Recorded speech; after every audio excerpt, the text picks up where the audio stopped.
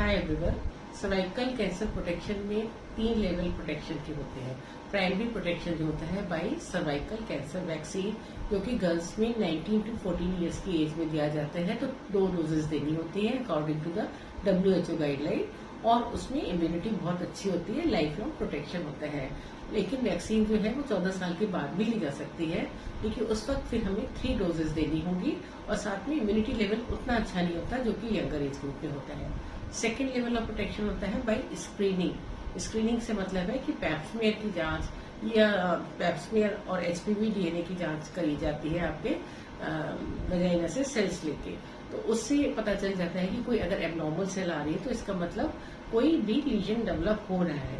तो अगर वो लीजन अर्ली स्टेज में है, जिसको हम लोग सर्वाइकल इंट्राएपिथेलियल नियोप्लेशिया कहते हैं, तो उस स्टेज में हम लोग कंप्लीट क्योर कर सकते हैं by excising the lesion. And third level of protection होता है कि अगर सर्वाइकल कैंसर डेवलप ही हो गया है, बिकॉज के अगर वैक्सीनेशन लिया, स्क्रीनिंग नहीं कराई और अर्ली डिटेक्शन नहीं हो पाया और कैंसर डेवलप हो गया है, तो उसको फिर अर्ली ट्रीटमेंट दिया जाए और कंप्लीट ट्रीटमेंट दिया जाए बाय कीमोथेरेपी, बाय रेडियोथेरेपी और बाय पैलिएटिव ट्रीटमेंट। तो these are the 3 level of protection against cervical cancer.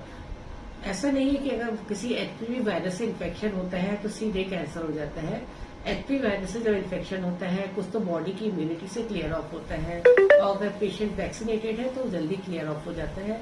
Secondly, अगर होता है तो पहले माइल्ड इन्फेक्शन से लोकल लीजन्स होते हैं in the form of cervical intraepithelial neoplasia, जिसको भी कंप्लीट क्योर कर सकते हैं।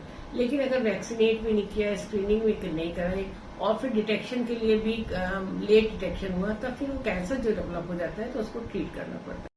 इसलिए ये इम्पोर्टेंट है कि तीनों मेथड को अप्लाई किया जाए, जिससे कि सर्वाइकल कैंसर का कंप्लीट इरेडिकेशन हो सके।